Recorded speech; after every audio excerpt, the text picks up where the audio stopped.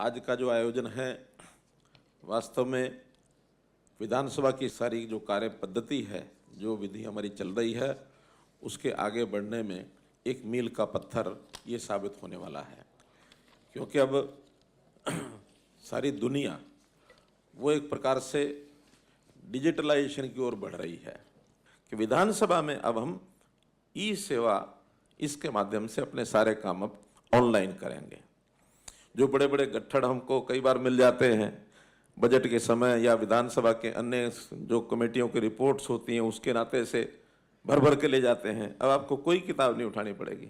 मेरा तो ये कहना है कि ये विधानसभा का जब सारा शुरू हो रहा है, अब इसमें जैसे ही स्टार्ट होगा विधानसभा का सत्र, प्रश्नोत्तर सारे जो आपको बंडल, अब मंत्रियों को तो पूरे बंडल लेके जाना पड़ते हैं, सब तैयारी करनी पड़ती है, सबके पास भी आते ही हैं, चाहे स्टार्ड प्रश्न हो चाहे अनस्टार्ड हो, सब उसी के अंदर लोड हो जाएंगे।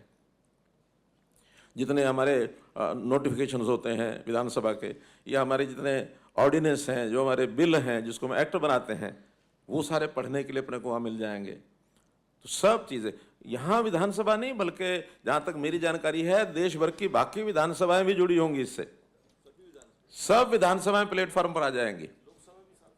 आपको उन विधानसभाओं में, लोकसभा में क्या चल रहा है, क्यों है ना, ऐसा हम तुलना भी कर सकते हैं अपनी विधानसभा की उन विधानसभाओं की। प्रश्न भी हमारे क्या आते हैं, वहां क्या होते हैं, उनके कानून क्या है, हमारे कानून क्या है। विधायक का वास्तव में असली काम तो विधायी काम है, यानी विधेयक पारित करना, उसके अनुसार प्रदेश की शासन व्यवस्था को चलाना।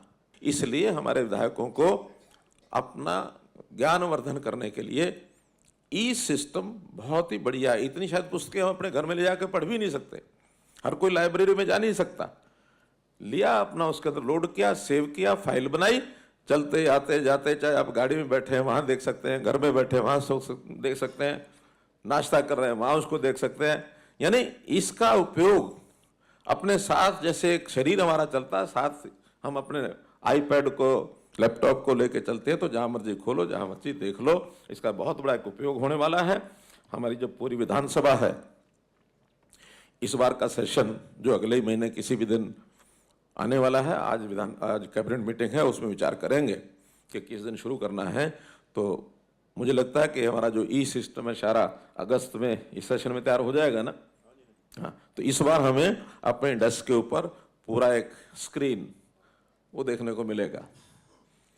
सिखाना भी होगा वहां भी जाकर के, उसका एक अभ्यास मॉक ड्रिल जैसा है वो करनी होगी कि कौन सा बटन टच करने से क्या खुलेगा।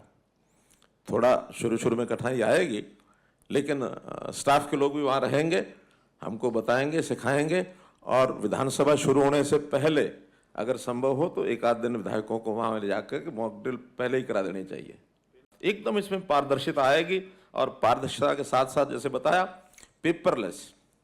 आज पर्यावरण के नाते भी संयोग से हमारे संसदीय कार्य मंत्री पर्यावरण मंत्री भी हैं, तो पर्यावरण के नाते भी बहुत बड़ा एक उपयोग होगा, कागज बचेगा।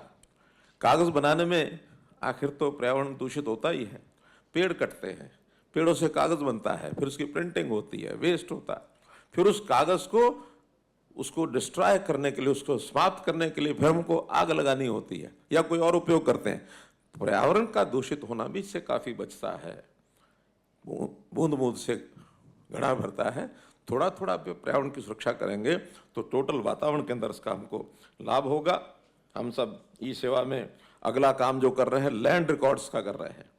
आज हम देखते हैं कि अगर न्यायालयों में जाकर के देखें, लिटिगेशन के सबसे ज्यादा केसेस अगर हैं तो जमीन से जुड़े हुए हैं।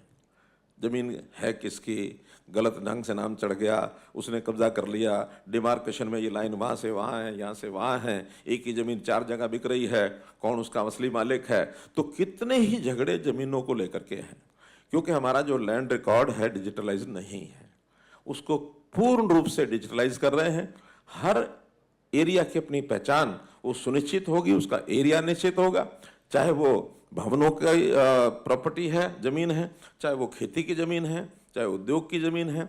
इन सब चीज़ों का एक सिस्टम उसमें लैंड रिकॉर्ड बनने के बाद मुझे लगता है कि आगे गड़बड़े होने के जो अवसर हैं ये भी कम हो जाएंगे। किसानों की फसलों के बारे में, मेरी फसल मेरा ब्यौरा हमने चलाया ताकि हर किसी की फसल पता हो कितनी अनुमान उसका होने वाली है, कहाँ उसने बेचनी है। तो ये सारे सिस्टम हमको उसमें लागू करते हुए यानी जो हमारा गवर्नेंस है, ई गवर्नेंस का एक बहुत बड़ा लाभ हर व्यक्ति को है, हर परिवार को है, हर समाज को है। तो इसको हम करेंगे और निश्चित रूप से ये हमारी विधानसभा का ये जो आज प्रारंभ होने जा रहा है, इसका तो हमको लाभ होगा ही।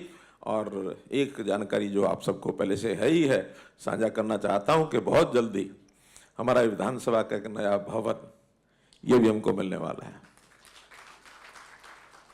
जमीन मोटे रूप से उसके ऊपर सहमति बन गई है, कागजी कार्रवाई उसकी थोड़ी बाकी है, उसको पूरा करेंगे।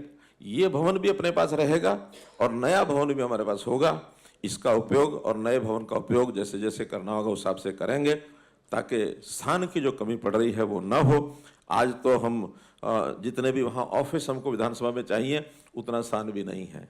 कल को असेंबली की संख्या हमारी बढ़ जाए तो हम उससे ज़्यादा कुर्सियाँ उसमें लगा नहीं सकते हैं। तो ये सारी संभावनाएं आगे हैं और प्राय आधे से ज़्यादा प्रदेशों ने अपने पिछले कुछ सालों में ही नए भवन बनाए हैं। जब उनके नए भवन देखने को मिलते हैं तो मन करता है कि भी एक अच्छा भवन, सुंदर भवन हमारा भी ऐसा होना चाहिए। अभी पार्लियामेंट जो है नई बन रही है, पार्लियामेंट का जो एक नया परिसर देखते बनता है, उसका नक्शा ही देखा अभी, तो जब बन करके तैयार होगा तो सेंट्रल विस्टा हजारों करोड़ रुपए लगा करके और 19 स्थानों पर उसको मॉडिफाई करके उस स्थान का उपयोग करके केंद्र में बनाया जा रहा है। तो हम एक एक कदम आगे बढ़ते हुए इस विषय को और आगे बढ़ाएं। आपको बहुत बहुत शुभकामनाएं, बहुत बहुत धन्यवाद, आभार।